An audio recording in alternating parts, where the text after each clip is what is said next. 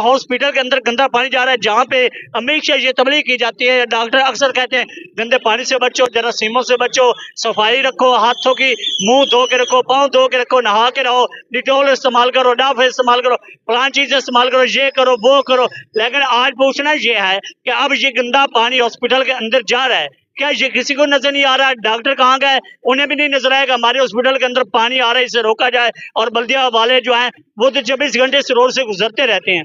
वल्लाह खुदा के किसी को क्यों नहीं नजर आता? मुझे तो लगता है वो नसीबुल ने कहा था कि ऐसे जान के मीट ले आंख में, ये वो आंख ही बांधा है। मुझे तो ऐसा ही लगता है। अब ये या तो हलाल इन लोगों को हजम नहीं होता, अगर होता तो फिर ये चीज इन्हें नजर नहीं आ रही। अब मेरा काम था निशानदेही करना और बताना।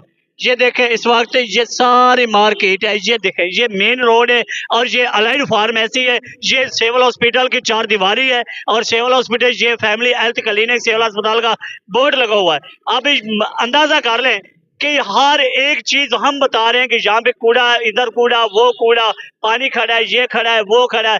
ये चीजें हमने अगर बतानी है तो फिर ये इस्तीफे लिखें, घर बैठ जाएं, ये रिजाइन दे दें, फिर हम जाने, हमारा शहर जाने।